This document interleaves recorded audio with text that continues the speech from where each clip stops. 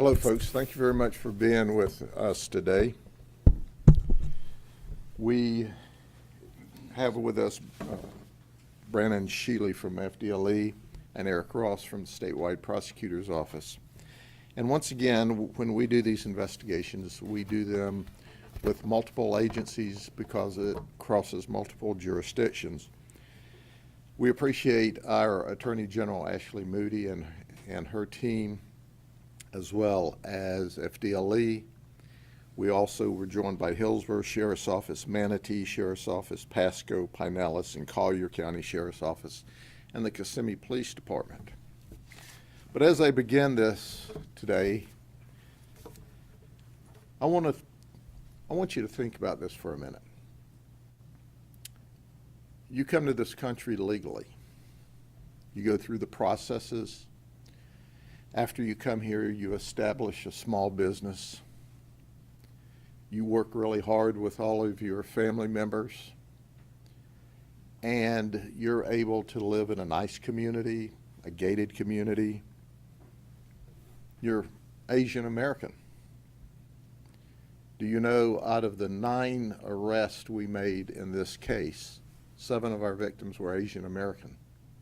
They were targeted. We are also looking at the possibility of whether or not this was a hate crime.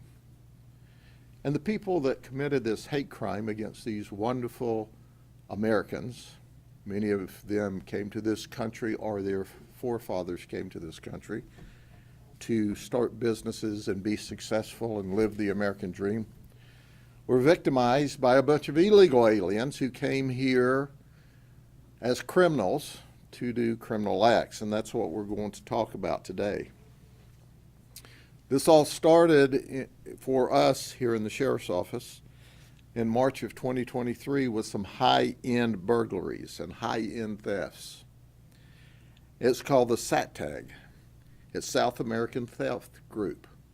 Now, it's not new to this country. In fact, we have groups from Colombia and South America working all across the United States as we speak.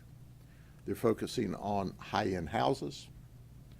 They're focusing on business owners, local business owners. And these 4 folks that I'm going to talk to you about for a few minutes, guess how they all got here across the southern border? They're all here illegally. Well, some of them are not here, and I'll explain that. So while you have a group of Asian Americans that came here legally, or their parents did, or running beautiful restaurants, you have this group of folks who have stolen, that we've documented, just about $1.7 million from them in cash, in jewelry, and high-end jewelry, in clothes. And think about this. What makes these folks so really, really dangerous? They are professional burglars. This is organized retail or organized criminal conduct at retail facilities such as our Asian American restaurants. What's interesting about this is they go to the restaurants and they photograph the outside of the restaurant, the inside of the restaurant. They not only photograph the restaurants, they determine who the owners are. They do their due diligence. They search the public record. They identify the owners. They set up surveillance and counter surveillance. They follow these people to their homes. Then they photograph their homes. And they look at their alarm systems. And they look at the cameras in the neighborhood. And they have Wi-Fi jammers and ways to bypass alarm systems. And then once they have their victims patterned, then they attack. They will dress in burqas. They will dress in lawn maintenance equipment. uniforms like they're there with the lawn service. They will ride scooters through the neighborhood. They'll be wearing jogging clothes. And once they see that the path is clear, that's when they break in and steal large amounts of items. Here's what we know. This group, we've solved one burglary, Pasco solved one, Pinellas has solved one, Manatee solved one, Hillsborough solved 5, and Collier County has solved one. That's the $1.7 million in loss. But there are many other burglaries. And in addition to that, these folks came through areas like Kansas and New York, and we suspect when this video and this press conference is released, we'll have law enforcement detectives scratching their heads who are working high-end burglaries, going, my goodness, that's the exact profile of what I'm looking for as well. It's scary when you think about it. Once again, these folks come here and they have successful businesses. And it's reported to us at least one of the businesses has been totally wiped out. In fact, they're not even open any longer. And then we get to the point that I want to make. The key to solving this crime all began with a simple traffic stop by a deputy sheriff assigned to Eagle Lake in Polk County. One of our deputies stopped this car for a traffic violation. We were able to put all 4 of these people together in the same car. And we made the appropriate charges, but more importantly, that young deputy documented everyone that was in that car on that day. Our detectives, who had been working diligently to solve this because these burglars are very, very good, said, we've got our toe into the door now. So our team set up with FDLE and the Hillsborough Sheriff's Office. We followed these folks, and we followed them from their home in Orange County in 2 different vehicles. As they came through Polk County, they stopped in Plant City. Guess what they did in Plant City? They started surveilling their next victim. So we watched that, wondering if that's where the hit was going to be. Then they left there and went further into Hillsborough County, into the unincorporated area, and they stopped to change clothes, to get in their burglary clothes. And then they stopped to steal a tag and put it on the vehicle. And then they went to attack the house. Well, because of the incredible work by my detectives, the incredible work by the Hillsborough detectives, the incredible work by the FDLE agents, we were able to arrest them in that burglary. And I'm going to give you the date on that. It was actually on April the 23rd of this year. And I want you to follow that April the 23rd as I go forward. We served subsequent search warrants, and we recovered very little property. Very little. We got very little evidence. They are moving their stolen goods out of the area quickly. They use different names. And their goal is they have no fear. And why do they have no fear? Because we don't have a broken immigration system in the United States of America. We have a non-existent immigration system in the United States of America. Now, if you will,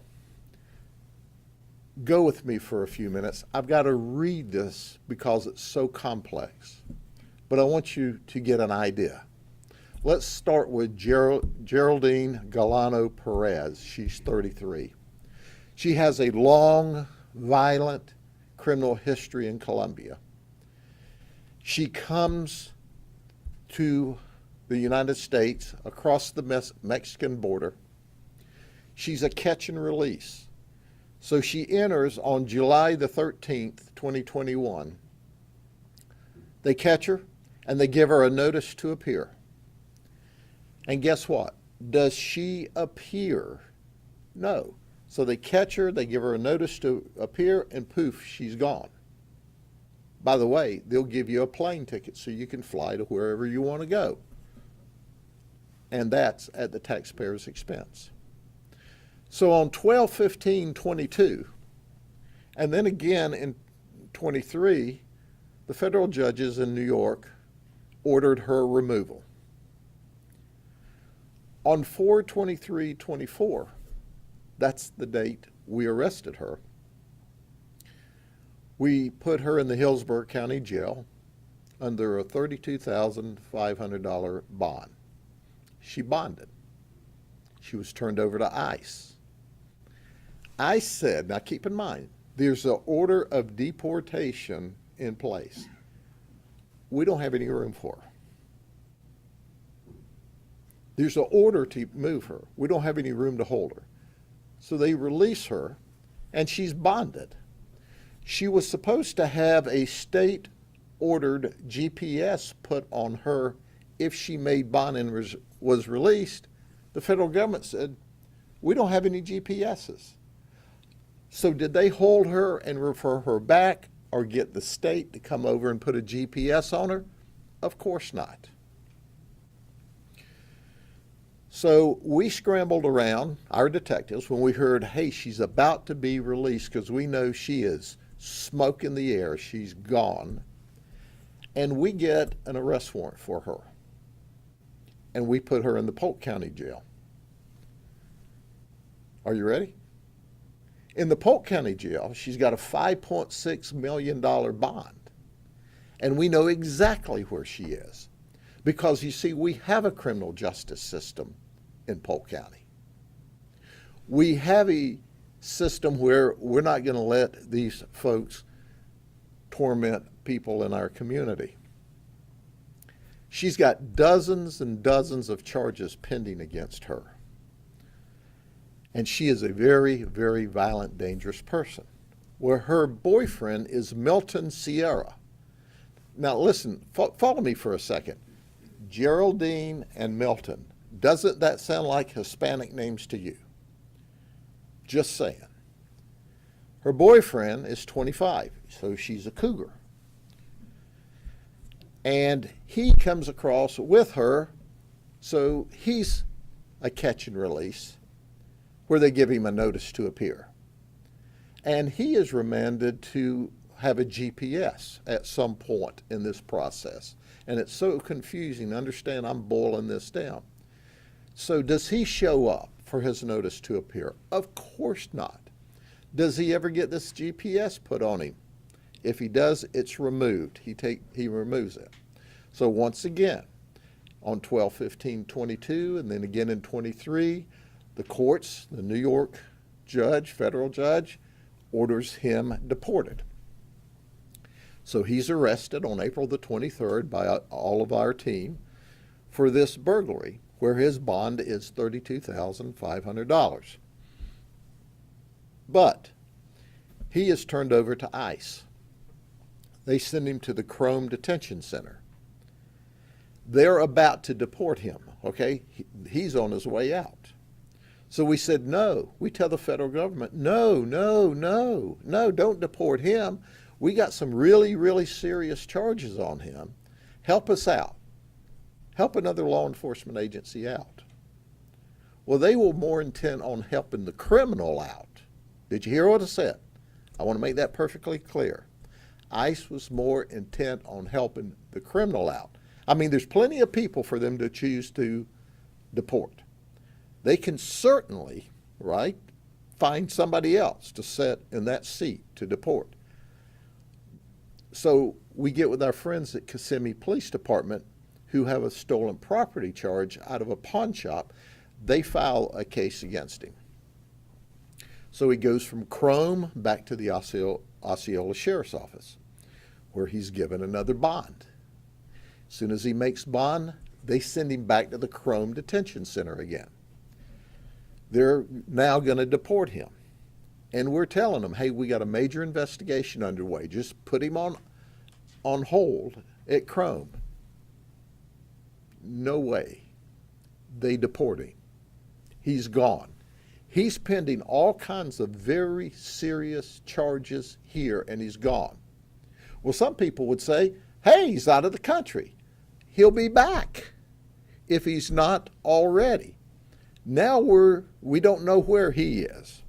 He may be in a gated community near you, someplace in the United States, because we know his girlfriend's here and his children's here. I don't suspect he's going to stay in Columbia very long. I don't think he'll want to come back to Polk County because his girlfriend's already shown, hey, if they get a hold of you here, they will keep you locked up the best they can. But did I mention that in the middle of all this, NYPD had arrested him for 2 felonies? And one of them, he had previously cut his GPS. So NYPD has him in custody. He'd already cut a GPS. They had orders on him. Do they grab him there? NYPD is not allowed to talk to ICE. So he's released from NYPD's felonies, and they still have charges pending on him there. Well, Jason Ruiz is 42. He says, we're all friends from our border days. At least that's his statement. On 12/30/21, he comes across the border illegally through Arizona, and he's paroled because there's no space to hold him. Then he receives, or there's one issued, I don't know that he had a forwarding address. Denver ICE does a notice to appear. Someplace in the middle of all this, and we've not been able to nail it down, he's filed for asylum. So we go on, and it's now January of 2024. Kansas Highway Patrol arrests him for DUI, and he bonds.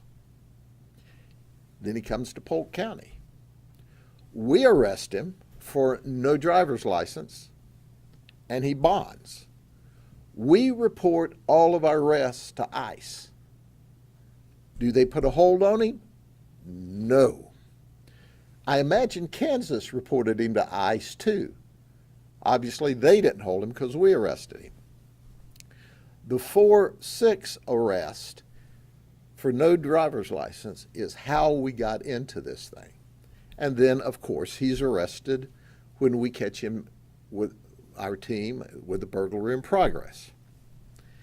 Now, when we arrest him in Hillsborough County, he's given a $32,500 bond. Okay? And he bonded. He posted it. ICE looks at him and goes, hey, he's here on an asylum status, and they don't hold him when he's turned over to them. So he's out again, free. So we're scrambling around, and we arrest him in Orange County, and we ask Orange County, hey, would you put a GPS on him? Orange County, Florida says, we don't have GPSs. So we have him turned over to us. We run and file some additional charges. He makes bond again with us. We report him to ICE. They won't pick him up because he's on asylum status. We put a GPS on him, which is the most we can do. 2 days later, he cuts it, and he's in the wind. He's gone. Sayonara. I don't know the Spanish version of goodbye, but anyway. Adios. So he's gone. He's in the wind. So this one is in the wind. Compliments of ICE. This one's in the wind. compliments of ICE. And now we got Geller Cabezas. He's 35. He was never caught. He came across in Arizona from Mexico. He was caught in a Satka home burglary in Michigan on February of 23. He got a whole 170 days in jail for that burglary. And then he was deported to Colombia. So they gave him 170 days, we'll get him out of the country. Sounds like the system worked. He's back. How do we know he's back? Because we caught him with his buddies at the traffic stop, and he shows up April 23rd when we arrest him. He has a $32,000 bond. Now he's charged with aggravated reentry, and he's currently in the Pinellas County Jail on a federal hold. He's already pled guilty to the reentry, and he's waiting for his sentencing in September. Now, what he wants is to get deported. That's his hope. But what he didn't count on was Eric and his team, with all of the investigative resources that we provided the statewide prosecutor, of filing racketeering charges, which is a first-degree felony, subject to 30 years in prison, and conspiracy to RICO. And we've got lots of other charges on the way. But let me put this in perspective. If the fact that the southern border is not a cancer on the entire United States, the fact that the criminals are coming through the southern border with enough fentanyl that they've killed 225 or 250,000 people here, now we have these organized criminals coming through the southern border, targeting legitimate Americans, legitimate small business people, and looking for people in gated communities in nice houses with money and jewelry, and they're focusing on you next.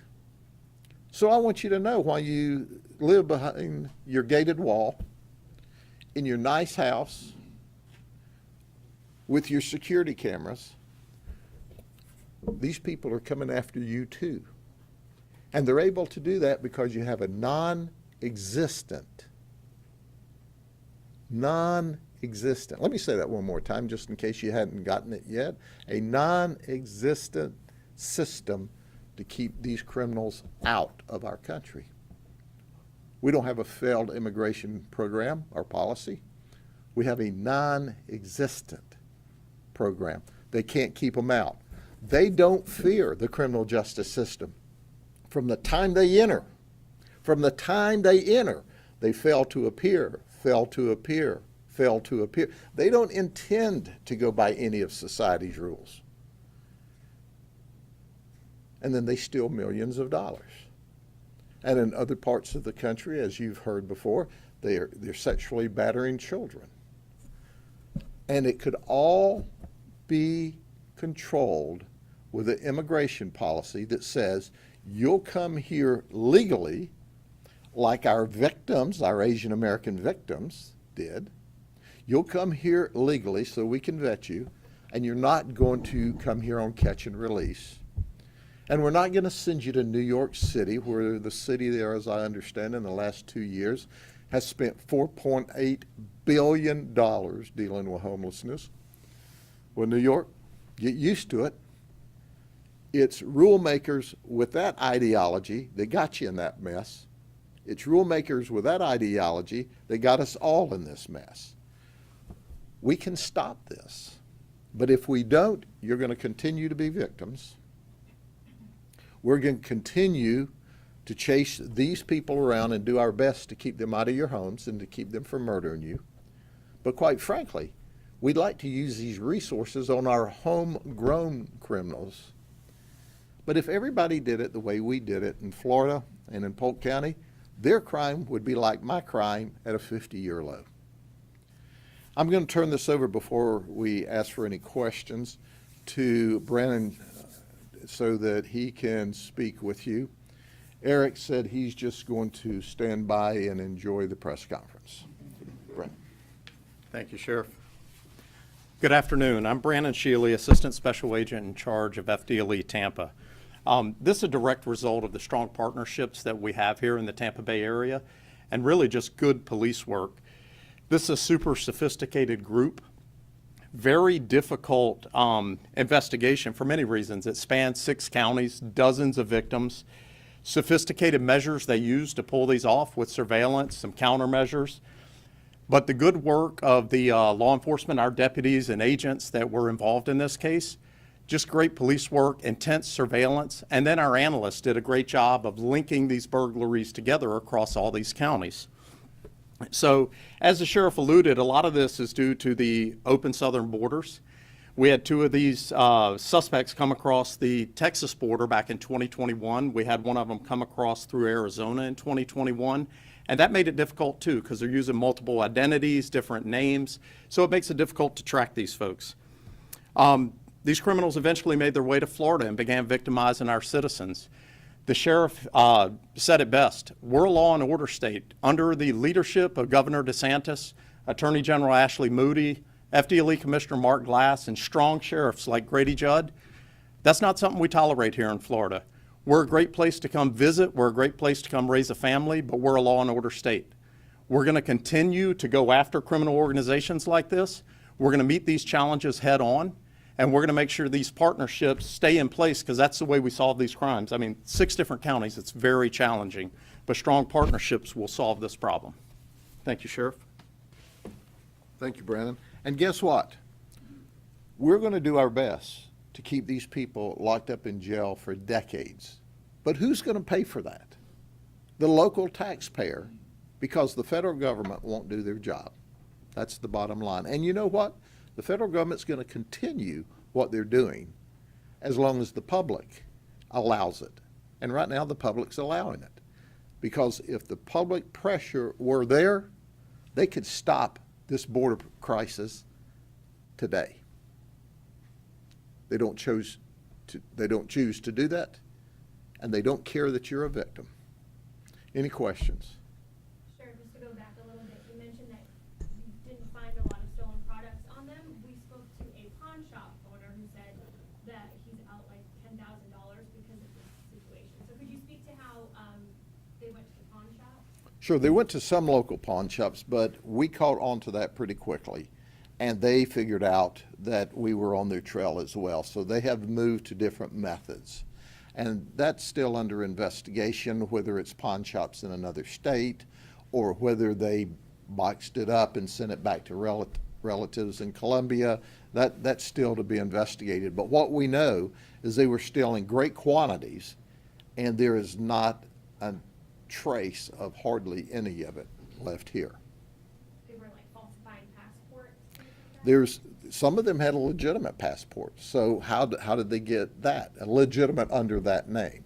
They were falsifying, but you don't need a passport when you come here illegally anyway. And quite frankly, I can't share my frustration enough with you and with the community that we can control and deal with this, but as a government institution, the federal government refuses to do that. They refuse to do it. And as a result, they're victimizing hardworking people, they're victimizing small business, they're victimizing people who live in gated communities. So no one is being left unattacked by these illegal immigrants that come here for no purpose other than to commit crime. And at the end of the day, I understand why you can't get excited about 4 organized burglars stealing a lot of stuff when you can't get excited about 250,000 fentanyl deaths, all caused by the same kind of people smuggling that drug through an open border. So at the end of the day, they're laughing at us. There's no accountability. There's no responsibility. They come and go, and they're praying that they can just get deported, and then they'll go back, they'll realign, change their names, get some more identification, and come back and do it again. And then the federal government will give them another free ticket to fly any place in the United States, and then put them up when they get there, all at our taxpayers' expense, billions of dollars a year. Okay? Sheriff, quick question. Were they, to get into neighborhoods, were they pretending to be employees of Xfinity or like other companies? Was that part of the getup? Well, as you know, it's not very difficult to get into a neighborhood. You can follow in someone else that's coded in. You can hop the gate and walk in. So there was different ways they got into the community, but then they would dress as if they were part of the maintenance crew or the lawn crews, or they were out jogging, or who's going to stop a lady in a burqa who's out walking for her afternoon walk, right? They did an exceptionally good job. These folks are very good at being organized criminals and stealing your stuff. Anything else? Yeah, talking about these Asian American families, owners of restaurants, could it be that they target them because usually these type of families, they handle a lot of cash and probably they were bringing the cash to their houses and... Well, first and foremost, I think they focus on these Asian Americans because they're good business people. And of course, the good business people make money. And when you make money, you buy nice cars and nice houses and nice clothes and nice jewelry. And it breaks my heart because these Asian Americans came here for the American dream, and we welcome legal immigration into this country. This is the land of opportunity. This is the greatest country in the entire world. And why we want to dumb it down to the other countries, I have no idea. But it's actively occurring when you allow these kinds of people to come here. And they targeted, when 7 of our 9 of the ones we've arrested, of the cases we've cleared by arrest, were Asian Americans, that tells you they were targeting Asian American successful businesses. And I can tell you that some of the finest sushi I've eaten in Lakeland is at one of the victims. So it breaks my heart. It doesn't have to be, and that's the frustrating thing about it. It doesn't have to be. What do you tell those Asian American families? I mean, should they be on the lookout, start paying more attention to, people following them potentially? Well, certainly that's an issue, and that's one of the reasons for the press conference today, is everyone who owns a small business. There was a couple of small meat packing companies that were targeted. If you are a small business that deal with a lot of money, and many times your whole family works in the business.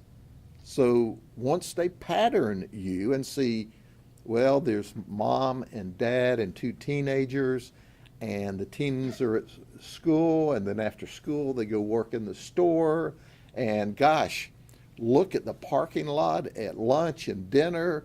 It's a vibrant store. It's making a lot of money. You take the photographs, you set up the surveillance.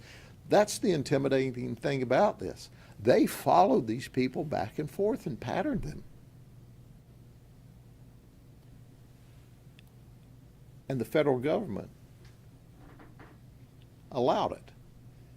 The federal government allowed those burglaries to occur, allowed those people to be victimized because they won't do their job. And the immigration and ICE guy on the street is just trying to follow whatever policy comes down this month. It's not his or her fault. The worker bees are just doing what they're told. It's the bosses that are responsible. And it's very sad.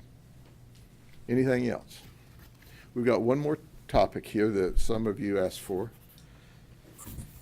If you've unless you've lived under a rock, you know that a couple left the Hard Rock after winning, I think it was $3,000. They were followed to their house by some criminals who shot them in order to rob them. Here's the one guy, Marcus Jenkins. He's 34. We had previously arrested Marcus Jenkins, Highway 92 East at the Taco Bell. I'd done some press on it. He was unresponsive in the drive-through lane. So the people at Taco Bell said, hey, we sell tacos and we can't do it with this guy's car parked here.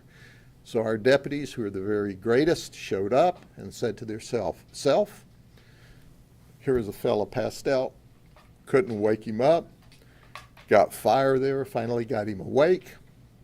We arrested him.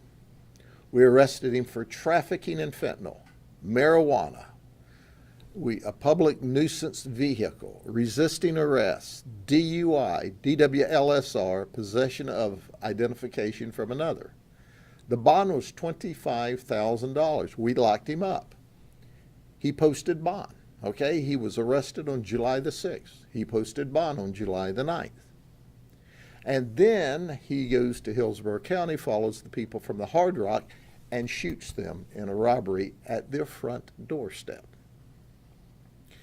Well, the Lakeland Police Department worked with Hillsborough County because he lives in the city of Lakeland, and he was arrested there at his Lakeland home for the shooting in Hillsborough County. Okay. He's got 53 previous felony charges, 18 previous misdemeanor charges, for a total of 71 criminal charges. He's been to state prison 5 times. Did you hear what I said? 5 times. He's a slow learner. Now he's facing, and he needs to be sent to prison for the rest of his life. But he had a right to bond. He posted a bond. Quite frankly, if I had my way, everybody that had a criminal history such as this, that had a bond, would wear an ankle monitor. If he had an ankle monitor on, I doubt that he'd hung out at the Hard Rock and followed somebody home and shot them. But once again, there's only so many ankle monitors, and none of these were quote-unquote violent charges other than the resisting without violence. This is a bad man. He's a dangerous man. He's been to prison 5 times. Hillsborough County did an excellent job, the detectives did, at getting this guy arrested, but obviously he has no concern for life. And you look, his past history is a mixture of burglary, drugs, violent crime, you know, and they've come up with this new term, nonviolent. I don't understand. Drugs are violent to me. I see it kill people every day. Any other questions? Thank you very much. Have a good day.